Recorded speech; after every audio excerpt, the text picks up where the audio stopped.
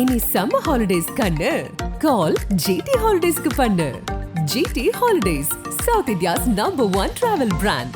சவுக்கு சங்கர் கோயம்புத்தூர்ல வந்துட்டு என்னுடைய மரணம், செந்தில்குமார் தான் என் கையை உடைத்தார், இந்த கோவை சிறைதான் உனக்கு சமாதி என்று என்னை மிரட்டுகிறார். எந்த அளவுக்கு உண்மை அது? இவர் ஒரு பரபரப்புக்கு ஜெயிலுக்குள்ள போன பிறகு கூட ஒரு பரபரப்புல இருக்குன்னு நினைக்கிறார், ஒரு லைம் லைட்ல இருந்துகிட்டே இருக்குன்னு நினைக்கிறார். அதனால இந்த சம்பவத்தை பார்க்குறேன். உண்மையிலேயே ஒரு ஆக்ரோஷத்துல, ஒரு மரண பயத்துல, மரண பீதியில ஒரு மனுஷன் இருக்கான்னா, இப்படி வர்றப்பல வண்டியில் இறங்கி வந்து பேசிட்டு என் கையை உடைத்தது இவர் தான், நான் சும்மா இருக்க மாட்டேன், என்னை சமாதியாக போறாங்க, இந்த ஜெயிலை சமாதி ஆகிறோன்னு சொல்லி ஒரு அடுத்த செகண்ட் ஃபிராக்சர் ஆஃப் செகண்ட்ல பக்கத்தில் இருக்கிற சிரிச்சிட்டே போறாப்ல.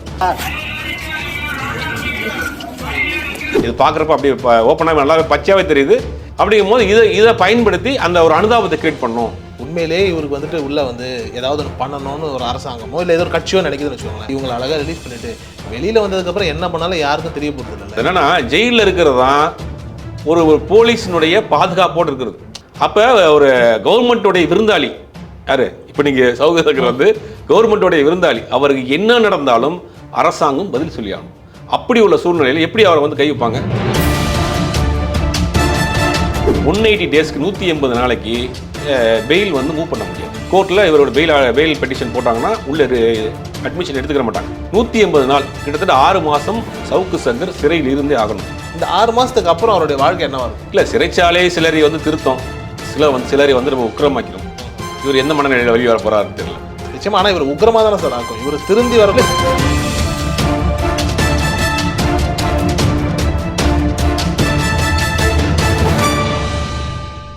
ஆயம் நேர்களுக்கு வணக்கம். நான் உங்கள் அஷ்ரஃப். இன்று நம்மோடு இருப்பது சினிமா மற்றும் அரசியல் விமர்சகர் திரு சுபேர் அவர்கள். சார் வணக்கம் சார். வணக்கம். சவுக்கு சங்கர் கோயம்புத்தூரில் என்னுடைய மரணம் அப்படின்ற மாதிரி ஒரு ஸ்டேட்மெண்ட்டே விட்டுட்டு போயிருக்காரு. என் கையை உடைச்சவரே செந்தில்குமார் அப்படிங்கிற மாதிரி ஒரு பதிவையும் போட்டு போயிருக்கிறாரு. எந்த அளவுக்கு உண்மை அது? இல்லை, அவரை மருத்துவ பரிசோதனைக்காக கோயம்புத்தூர் மருத்துவமனை கூட்டு வர்றாரு. மேலில் இறங்குறாரு. கையில் முதல்ல கையில் போட்டிருக்காரு. அப்புறம் ஒரு தொட்டில் மாதிரி ஒரு இதை போட்டுருக்காரு. பக்கத்தில் இருக்க போலீஸ்கார்ட்டெல்லாம் ஜாலியாக பேசி சிரிச்சுட்டு தான் வர்றாரு. மீடியாவை பார்த்தவொடனே டபார்னு ஆக்ரோஷமாயிட்டு என் கையை உடைச்சது இந்த மாதிரி சொன்ன ஒரு காவல்துறை அதிகாரி தான், என்னை கோயம்புத்தூர் சிறையிலே சமாதி ஆக்கிறோன்னு சொல்லி சவால் விடுறாரு அப்படின்னு பேசிட்டு பக்கத்தில் இருக்கிற ஒரு போலீஸ் காவல்துறை அதிகாரி சிரிச்சு பேசிட்டு போகிறார். அப்போ இவர் ஏதோ ஒரு மனநிலை சரியில்லாத ஒரு மாதிரி தான் இருக்கார் அந்த இடத்துல பார்க்குறப்ப. நீங்கள் உங்களை கோர்ட்டில் ப்ரொடியூஸ் பண்ணுறப்ப ஜட்ஜில் சொல்லாமல், நீங்கள் ஜட்ஜில் ப்ரொடியூஸ் பண்ணுறப்ப உங்களுக்கு சம்மந்தப்பட்ட அட்வொகேட் இருக்கிறாங்க. ஜட்ஜு உங்கள்கிட்ட கேட்பார். அப்போ நீங்கள் ஜட்ஜிட்ட ஓரலாகவும் சொல்லலாம், ரிட்டனாகவும் உங்கள் அட்வொகேட் மூலியமாக கொடுக்கலாம். ஜட்ஜி ஒரு முடிவு பண்ண போகிறாங்க, எனக்கு இந்த சிறைச்சாலையில் எனக்கு பாதுகாப்பு இல்லை, என் கையை இவர் தான் உடைச்சிட்டாரு, அந்த மாதிரி ஒரு பெட்டிஷன் போட்டதுக்கு தான் அவங்க மருத்துவ பரிசோதனை பண்ணி ரெக்கார்ட் கேட்டுறாங்க. அந்த ரெக்கார்டெலாம் வரும். சட்ட ரீதியாக என்ன நடவடிக்கை எடுக்க போகிறாங்க. இவர் ஒரு பரபரப்புக்கு ஜெயிலுக்குள்ளே போன பிறகு கூட ஒரு பரபரப்பில் இருக்குன்னு நினைக்கிறார், ஒரு லைம் லைட்டில் இருந்துகிட்டே இருக்குன்னு நினைக்கிறார். அதனால இந்த சம்பவத்தை பார்க்குறப்ப உண்மையிலேயே ஒரு ஆக்ரோஷத்தில், ஒரு மரண பயத்தில், மரண பீதியில் ஒரு மனுஷன் இருக்கான்னா, இப்படி வர்றப்பல வண்டியில் இறங்கி வந்து பேசிட்டு என் கையை உடைத்தது இவர் தான், நான் சும்மா இருக்க மாட்டேன், என்னை சமாதி ஆக போகிறாங்க, இந்த ஜெயிலை சமாதி ஆகிறோன்னு சொல்லி ஒரு அடுத்த செகண்ட் ஃபிராக்சர் ஆஃப் செகண்டில் பக்கத்தில் இருக்கிற சிரிச்சிட்டே போகிறாப்புல. அப்போ இது ஒரு திட்டமிட்டே தான் மீது ஒரு அனுதாபத்தை உண்டுவான்றதுக்கு ஒரு வேலை பண்ணிட்டு இருக்காரு. இது பார்க்குறப்ப அப்படி ஓப்பனாக நல்லாவே பச்சையாகவே தெரியுது. தான் மேல் ஒரு அனுதாபம் வரணும். இப்போ அவர் கைது பண்ண பிறகு பெருசாக எந்த அமைப்புகளோ எந்த இயக்கங்களோ பெருசாக இவருக்கு ஆதரவு இல்லை. ஏன்னா இவர் பேசின பேச்சு அப்படி. அதனால் பொதுமக்கள் மத்தியில் ஒரு பெரிய அதிருப்தி, கோபம் தான் இருக்குது. அப்படிங்கும் போது இதை பயன்படுத்தி அந்த ஒரு அனுதாபத்தை கிரியேட் பண்ணணும் அப்படிங்கிற மாதிரி இந்த வேலையெல்லாம் செஞ்சுட்டு இருக்கிறாரு. அது தமிழ்நாடு மக்களுக்கு கிளியராக தெரியுது. இதில் குறிப்பாக சார் அவர் என்ன சொல்கிறார் அப்படின்னா, இப்போ இவர் தான் கொல்லுவார் இப்படின்ற மாதிரியான விஷயங்கள்லாம் சொல்லும்போது மக்கள் பார்க்குறாங்க. சூதுகவும்னு ஒரு படம், அந்த படத்தில் கிளைமேக்ஸில் விஜய் சேதுபதி இதே மாதிரி தான் வெளியில் நாங்கள் தப்பிச்செல்லாம் போக மாட்டோம், எங்களை இவங்க சுட்டாங்க அப்படின்னா நாங்கள் சாவலை, இவங்க தான் சுட்டோம், ஆல்மோஸ்ட் அதே மாதிரி தான் இங்கே ரீக்ரியேட் பண்ணுறாரு. ஆனால் இந்த காலத்தில் மக்கள் இப்போ சவுக்குக்கே உள்ள ஒன்று நடந்துருச்சுன்னு வைங்களேன், மக்களுக்கு தெரியாதா உள்ளதான் இப்படி தப்பு நடந்தது? அரசாங்கத்துக்கு தெரியாதா? இப்படி ஒரு விஷயம் இருக்கும்போது இவர் இப்படியெல்லாம் பேசுறத நம்ம எந்த மனநிலையில் எடுத்துக்கிறது? இல்லை, அவர் முழுக்க ஒரு திட்டமிட்டு ஒரு ட்ராமா பண்ணுறாருன்னா தோணுது. ஏன்னா இப்போ அந்த வீடியோவை நம்ம பார்த்துட்டு இருக்கவங்க திருப்பி பார்த்தாங்கன்னா கூட தெரியும், இறங்கி வர ஒரு மரண பயத்தில் இருக்கிறவருடைய முகத்தில் ஒரு என்ன மாதிரி இருக்கும், அங்கேயே சமாதி ஆக்கிடுவோன்னு சொல்கிறாரு. ஒரு போலீஸ் கஸ்டடியில் இருக்கக்கூடிய, ஜெயிலில் இருக்கக்கூடிய, பிரிசனில் இருக்கக்கூடிய ஒரு கைதி எனக்கு சீனியர் ஆஃபீஸர்னால எனக்கு த்ரெட்டிங் இருக்குது அப்படின்னா அவருடைய முகம் எப்படி இருக்கும், அவருடைய பயம் எப்படி இருக்கும்? பேசி முடிச்சுட்டு பக்கத்தில் இருக்க ஒரு காவல்துறை அதிகாரிட்ட சிரிச்சுட்டே போகிறார், சிரிச்சுட்டு ஏதோ கமெண்ட் பாஸ் பண்ணுறாரு. நான் சொல்லிட்டேன் பாத்தியா அப்படிங்கிற மாதிரி ஒரு கமெண்ட் பாஸ் பண்றாரு. அந்த வீடியோ பார்த்தீங்கன்னா நல்லா தெரியும். அதே மாதிரி 2 பேருக்குள்ள ஒரு 50-100 பந்தயம் இருக்குமோ, நீங்க சொல்ல மாட்டீங்கன்னு இவர் சொல்லியிருப்பாரு, நான் சொல்லுவேன் அப்படிங்கிற இல்ல, இது வந்து மக்கள் மத்தியில் தான் மீது ஒரு இமேஜை கிரியேட் பண்றதுக்கு, ஒரு அனுதாபத்தை வர வைக்கிறதுக்கு பண்ணிட்டு இருக்கிறாரு. அவருக்கு பின்னாடி ஒரு லீகல் டீம் இருக்காங்க. அவங்க உண்மையிலேயே அவர் யார் பண்ணாங்க என்னங்கிறதெல்லாம் அவர் கோர்ட்டில் சொல்லுவார். இவரே கோர்ட்டில் இவருக்கு எல்லா விஷயம் தெரியும். அவர் பலமுறை கோர்ட்டுக்கு போனவர், பலமுறை சிறைச்சாலைக்கு போனவர், பல வழக்குகள் பார்த்தவர், லீகல் பாயிண்ட்லாம் இவருக்கு நல்லா தெரியும். ஜட்ஜ் முன்னாடி ஆஜர்படுத்துறப்ப இவர் கண்டிப்பாக இவரே பேசுவார். அப்படின்னு ஜட்ஜஸ் இவர் மேலே ஏதாவது டவுட்டாக இருந்தாங்கன்னா கண்டிப்பாக அவங்க விசாரணை வைப்பாங்க. ஒரு தேர்ட் ஆங்கிள்லேருந்து அப்படி சும்மா தள்ளி நின்று பார்ப்போமே, உண்மையிலேயே இவருக்கு வந்துட்டு உள்ளே வந்து ஏதாவது ஒன்று பண்ணணும்னு ஒரு அரசாங்கமோ இல்லை ஏதோ ஒரு கட்சியோ நினைக்குதுன்னு வச்சுக்கோங்களேன். அந்த படத்தில் சூதுகோமில் காட்டின மாதிரி இவங்களை அழகாக ரிலீஸ் பண்ணிவிட்டு வெளியில் வந்ததுக்கப்புறம் என்ன பண்ணாலும் யாருக்கும் தெரிய போகிறது இல்லைல்ல. ஏன் இப்படி ஒரு மாதிரியான ஒரு சில்லறத்தனமான ஒரு விஷயத்தை இவர் பண்ணுறாருங்கிற கேள்வி வந்துட்டு மக்களுக்கும் எழுது, அவருக்கும் தெரியும் பண்ணிவிட்டு நம்ம கொஞ்சம் ஓவராக போயிட்டோமோ அப்படின்னு. இதெல்லாம் தாண்டி இவர் மேலே சில கட்சிகள் நம்பிக்கை வச்சுருந்துருக்கோம்ல, ஏதாவது ஒரு சில கட்சிகள் இவருக்கு மேலே நம்பிக்கை இருந்திருக்கும், இவருக்கு ஒரு ஃபண்டிங்கும் பண்ணியிருக்கோம்னு வச்சுக்கோங்களேன். அந்த கட்சிகளுக்கெல்லாம் இப்போ எந்த மாதிரியான ஒரு கலக்கம் இருக்கும்? இல்லை, அந்த கட்சிகள்லாம் கைவிட்டுருப்பாங்க. எப்படி எது இவரோட நம்பத்தன்மை இல்லாமல் இருக்காரு. யாருக்குமே நம்ம ஒரு காலகட்டத்தில் திமுக ஃபேவராக பேசிகிட்டு இருந்தார், ஒரு காலத்தில் அண்ணாமலைக்கு ஃபேவராக பேசினார், ஒரு காலத்தில் அண்ணாமலைக்கு எதிராக பேசினார், ஒரு காலத்தில் பாமகவுக்கு எதிராக பேசினார், ஒரு காலத்தில் நாம் தமிழர் கூட க்ளோஸாக இருந்தால் அப்புறம் நாம் தமிழருக்கு எதிராக பேசினார். எதுலேயுமே ஒரு நிலைப்பாடு இல்லாத ஒரு மனிதர். இப்போ அவர் கூட இருந்த ஆட்கள்லாம் வெளியில் வந்து பல கதைகள் சொல்கிறாங்க. இவருக்கு ட்ரக் டெய்லி யூஸ் பண்ணுவார், இவருக்கு ஒரு காதலி இருந்தது, அவர் பேர் நிறையா, இவர் கூட இருந்த ஆட்கள் வந்து நிறைய வெளியில் பேட்டிகள் கொடுத்துட்ருக்காங்க, நிறையா பேசிகிட்டு இருக்காங்க. அப்படிங்கும் போது இவர் ஒரு நம்பகத்தன்மை இல்லாத ஒரு ஆளுங்கிறது அந்த கட்சி உள்ள ஆட்களுக்கு தெரிவிப்பேன். அப்படிங்கும் போது இது ஒரு பெரிய விஷயம். அது என்னென்னா, ஜெயிலில் இருக்கிறது தான் ஒரு போலீஸினுடைய பாதுகாப்போடு இருக்கிறது. இப்போ ரவுடிகள்லாம் என்ன பண்ணுவாங்கன்னா, இன்னொரு ரவுடியால் ஒரு ஆபத்து அப்படின்னா நேரம் ஏதாவது ஜெயிலில் ஏதாவது சின்ன கேஸில் மாட்டி உள்ளே போய் உட்காந்துரும். ஏன்னா ஜெயிலில் இருக்கிறது வந்து சுற்றி போலீஸ் பாதுகாப்பு இருக்குது. நம்ம இப்போ நிறையா திரைப்படங்கள்லாம் பார்த்துருப்போம். இந்த மாதிரி நாளைக்கு உனக்கு அந்த இன்னொரு ரவுடியால் ஒரு பிரச்சனையாக இருக்குது, ஏதாவது கேஸில் நீ உள்ளே போய் நான் உங்களை பார்த்துக்கிறேன், ஒரு 6 மாதம் உள்ளரு அப்படி இப்போ ரியலாக நடக்கக்கூடிய விஷயம் தான். 2 ரவுடியில் ஒரு ரவுடி இது வரை போடுறதுக்கு முடிவு பண்ணிட்டான் அப்படின்னா இன்னொரு ரவுடி என்ன பண்ணுவான், டக்குன்னு ஏதாவது சின்ன கேஸ் பண்ணிவிட்டு உள்ளே போய் உட்காந்துக்கிறோம், போலீஸ் பாதுகாப்போடு அங்கே இருப்பான். அப்போ ஒரு கவர்மெண்ட்டோடைய விருந்தாளி யார், இப்போ நீங்கள் சௌகரியர்கள் வந்து கவர்மெண்ட்டோடைய விருந்தாளி, அவருக்கு என்ன நடந்தாலும் அரசாங்கம் பதில் சொல்லியாகணும். அப்படி உள்ள சூழ்நிலையில் எப்படி அவரை வந்து கை வைப்பாங்க? நாளைக்கு மனித உரிமை ஆணையம் இருக்குது, நிறைய அமைப்புகள் இருக்குது, பத்திரிகையாளர் சங்கங்கள் இருக்குது, இவருக்கு பின்னாடி ஒரு கட்சி இருக்குது, இவருக்கு பின்னாடி அட்வொகேட் டீம் இருக்குது. இவருக்கு ஏதாவது ஒன்று நடந்தால் அத்தனை பேருக்கு பதில் சொல்லணுமே. அப்போ அந்த ஒரு பழி ஏன் இவருக்கு மேலே நேரடியாக செய்யப்படுறாங்க? உள்ளே வச்சு தான் அவர் பழி வாங்கணும்னு அவசியம் கிடையாது.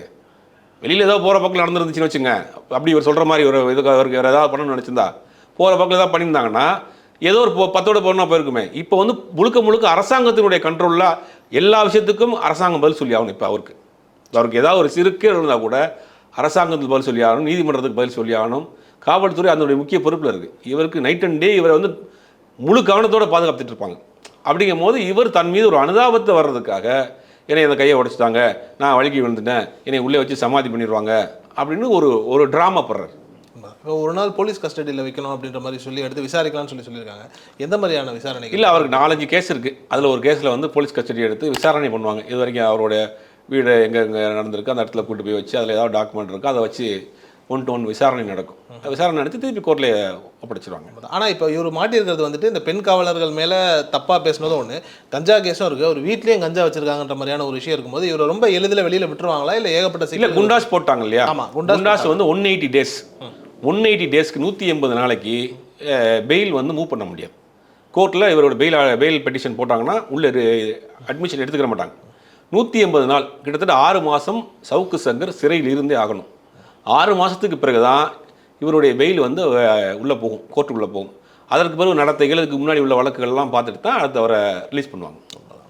இப்போது அடுத்து அவருடைய வருங்காலம்னு ஒன்று இருக்குல்ல, ஒரு 6 மாதம் கழிச்சு இப்போ சவுக்கு வெளியில் வராருன்னு வச்சுப்போமே, எந்த மாதிரியான நிலையில் அவர் வருவார்? ஏன்னா இதுக்கு முன்னாடி 6 மாதம் அவர் வாழ்ந்த வாழ்க்கை எப்படி இருக்குன்னா சுகபோகத்தின் உச்சம் அப்படின்னு சொல்கிறாங்க. கிட்டத்தட்ட எங்கெங்கேயோ வீடுன்றாங்க, பண்ணை வீடுங்கிறாங்க. ஒரு 6 மாதம் அப்படின்னு 3 காதலிங்கிறாங்க, ஒன்றுக்கே முடியல என்னமோ ஒருத்தர் 3 காதலியோட இருக்கிறது, இப்படி எல்லாம் சொல்கிறாங்க. கதை ஏகப்பட்ட கதை ஓடிட்டு இருக்கு. இதே கதை அவர் சொல்லிக்கிட்டு இருந்தார் ஒரு காலத்தில். ஆமாம், இதே கதை ஒவ்வொருத்தர் மேலே இவர் சொல்லிட்டு இருந்தார். இப்போ அதே கதை திருப்பி வருது. காலம் எவ்வளோ வேகமாக வேலை செஞ்சுட்டு இருக்கு. அப்படிப்பட்ட ஆளுக்கு திருப்பி அதே 6 மாதம் தான் கெடுவாக இருக்குது. இந்த 6 மாதத்துக்கு அப்புறம் அவருடைய வாழ்க்கை என்னவா இருக்கும்? இல்லை, சிறைச்சாலை சிலரை வந்து திருத்தம், சிலரை வந்து நம்ம உக்கிரமாக்கிறோம். இவர் எந்த மனநிலையில் வெளியே வர போகிறாருன்னு தெரியல. நிச்சயமா. ஆனால் இவர் உக்கிரமாக தானே சார் ஆக்கும். இவர் திருந்தி வரக்கூடிய சொல்ல முடியாது. மனநிலை தனிமை வந்து ஒரு மிகப்பெரிய ஒரு கொடுமை. அவர் சிறைகளை போட்டு தனிமையில் இருக்கிறப்ப அவர் எதுக்காக இதெல்லாம் செய்கிறோம் அப்படிங்கிற ஒரு மனநிலை வரும்ல. தனிமையே ஒரு பெரிய கொடுமையை தான் சொல்லுவாங்க.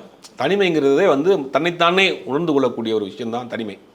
நம்ம என்ன பண்ணணும், என்ன செய்யணும், இனிமேல் என்ன செய்யணுங்கிறத எதுக்காக இவ்வளோ ஓடுறோம், எதுக்காக இவ்வளோ பேசுகிறோம், எதுக்காக இவ்வளோ பார்த்துட்டு கெட்ட பேர் சம்பாரிச்சிட்டோம், எதுக்காக இதெல்லாம் செய்கிறோம் அப்படின்னு உட்காந்து அவர் சிந்திக்க ஆரம்பித்தார்னா ஒரு வேலை அவரும் ஒரு மகாத்மா ஆகிறதுக்கு வழி இருக்குது. கட்சி ஆரம்பிக்க போகிறார் 2026. ஆமாம் ஆமாம். வெளியில் வந்து ஜெயிலில் இருந்து அதை காரணம் காட்டி கூட கட்சியில் அதே கூட கொள்கையாக கூட கட்சியாக நடத்தலாம் வாய்ப்புகள் இருக்குது. பொறுத்து வந்து பார்ப்போம். இப்போ அவங்க அம்மாவோட நிலை என்னவா இருக்குது? இல்லை, அவங்க அக்கா தங்கச்சி அவங்க ஃபேமிலி இருக்கவங்க அவங்களுடைய அண்டர்டேக்கில் இருப்பாங்க. வயசானவங்க ஒரு வருத்தத்தில் தான் இருப்பாங்க. பாவம் என்னதான் இருந்தாலும் தன் பிள்ளை வந்து இந்த மாதிரி ஒரு வழக்கில் மாட்டி உள்ள இருக்கிறப்ப அது எல்லா தாய்க்கும் உள்ள ஒரு இதுதானா. அவர் ஏகப்பட்ட பண்ணை வீடு வச்சிருக்காருலாம் சொல்கிறாங்க. ஆனால் கடைசியில் கஞ்சா எடுக்கப்பட்ட வீடுன்னு சொல்லி பார்க்கும்போது அது ரொம்ப வந்துட்டு ஒரு ஏழ்மையாக ஒரு சிம்பிளான ஒரு மிடில் கிளாஸை விட ரொம்ப கம்மியாக இருக்கக்கூடிய ஒரு இடத்துல தான் எடுக்கப்பட்டிருக்கு இல்லையா? இது ஏன், அது என்ன காரணம்? ஏன் அங்கெல்லாம் அவர் வச்சிருக்க மாட்டார், இங்கே மட்டும் ஏன் வச்சிருப்பாரு? இல்லை, அந்த வீடுகள்லாம் லீகலாக இருக்காது. ஓகே, அதாவது பினாமி பேரில் வாங்கியிருக்கலாம். ஒரு நியூஸ் ரீடர் ஒரு பெண் காதலி இருக்கிறன்றாங்க, அவங்க பேரில் பல லட்சம் சொத்து வாங்கியிருக்கன்றாங்க, பல கோடிக்கு சொத்து வாங்கியிருக்கிறேங்கிறாங்க. அந்த இடத்துலலாம் வச்சுருக்கலாம். அதான் நீங்கள் நேரடியாக போய் எடுத்தால் என் வீடுலன்று வராரு நிச்சயமாக. அப்படிங்கும் போது இவர் சம்மந்தப்பட்ட இவருடைய அம்மாவும் இவர் இருக்கக்கூடிய அந்த வீட்டில் சர்ச் பண்ணுறப்ப தான் கஞ்சா பறிமுதல் செய்யப்பட்டிருக்கு. அவருடைய ஆஃபீஸை சீல் பண்ணியிருக்கிறாங்க. ஆஃபீஸில் இருக்கிற டாக்குமெண்ட்டு சிஸ்டம்ஸ்லாம் எடுத்துருக்குறாங்க. கைது பண்ணுறப்பே அவரோட கொஞ்சம் கஞ்சா தான் சொல்கிறாங்க. அவர் கூட இருந்த ஆட்கள்லாம் அவருக்கு அந்த பழக்கம் ரெகுலராகவே இருக்குது, தொடர்ந்து அந்த வேலைகள் செய்கிறதா அப்படிங்கிற மாதிரி எல்லாரும் உறுதிப்படுத்திருக்கிறாங்க. இது எல்லாவற்றுக்கும் மேலாக அவரை வந்து டெஸ்ட் எடுத்து பார்த்துருப்பாங்க. அவர் அரெஸ்ட் பண்ணோடனே எப்படி கோர்ட்டில் ப்ரொடியூஸ் பண்ணுறதுக்கு முன்னாடி மெடிக்கல் டெஸ்ட் எடுத்திருப்பாங்க. அப்படிங்கும்போது அவர் யூரின் டெஸ்ட்டு, பிளட் டெஸ்ட் எல்லாம் கண்டிப்பாக அவருடைய ஆல்கஹால் ஏதாவது யூஸ் பண்ணியிருக்காரா, ட்ரக்ஸ் ஏதாவது யூஸ் பண்ணியிருக்காங்க, ரிப்போர்ட்லாம் வந்துடும். அதனால் நாங்கள் கோர்ட்டில் ப்ரொடியூஸ் பண்ணியிருப்பாங்க. நிச்சயமாக. கொஞ்ச நாளைக்கு முன்னாடி ஒரு ஸ்டேட்மெண்ட் இருந்தது, விஜய்க்கே அரசியல் பாடம் சவுக்கு தான் எடுக்கிறாருன்னு. இப்போ வந்துட்டு விஜய் இதெல்லாம் பார்த்துட்டு இருப்பார்ல, வெளியிலேருந்து அவர் பார்க்குறாரு. எல்லாத்துக்கும் சமீபத்தில் எடப்பாடி அவர்கள் கூட பிறந்தநாள் வாழ்த்தெல்லாம் சொல்கிறாரு. ரொம்ப ஆக்டிவாக தான் இருக்கிறாரு ட்விட்டரில். அவருடைய பார்வை என்னவாக இருக்கும் அதுக்குள்ளே? விஜய் என்ன இப்போதைக்கு அமைதியாக இருப்பார். எதுக்கு தேவையில்லாத வெளியில் போகிற ஓடனத்துக்கு எதுக்கு வேட்டிக்கில் விடுவான்ற மாதிரி நம்ம வாட்டுக்கு பேசாமல் இருப்போம். அவர் நம்மளே இப்போ தான் விட்டுருக்கானுங்க, வேற பக்கம் திரும்பியிருக்காங்க, நம்ம பேசாமல் இருப்போன்ற இதில் ஏதாவது ஆதரவு கொடுத்தாலும் சரி எதிர்த்தாலும் சரி ரெண்டு பக்கமே விஜய்க்கு வந்து இதாயிரும். அதாவது அவரை ஈக்குவல் பண்ண பேச ஆரம்பிச்சிடுவாங்க. அது ஒரு பெரிய ஒரு விஷயம். அதெல்லாம் விஜய்க்கு நல்லா தெரியும். ஆனால் கண்டிப்பாக இது சம்மந்தமாக எதுவும் பேச மாட்டார். உண்மைதான். ஆனால் அவருக்கு ஒரு பாடம் நடத்திட்டு இருக்காருன்னும் போது அந்த டியூஷன் கிளாஸில் என்ன ஆகும்? டியூஷன் கிளாஸில் அரியர் வச்சிருப்பாங்க, வந்தப்பறம் நடத்துவார். பாடம் நடத்துறாருன்னு இவர் தான் சொல்கிறாரு. நான் தான் விஜய்க்கே வந்து அரசியல் கற்றுக் கொடுக்குறேன்னு இவர் தான் சொல்லிட்டு இருக்கிறாரு. ஆனால் வந்த பிறகு தெரியும், கட்சி ஆரம்பிச்ச பிறகு தான் தெரியும் என்னன்னு. ரொம்ப நன்றி தகவல். இனி சம்மர் ஹாலிடேஸ் கண்ணு கால் ஜிடி ஹாலிடேஸ்க்கு பண்ணு. GT holidays, south India's number 1 travel brand.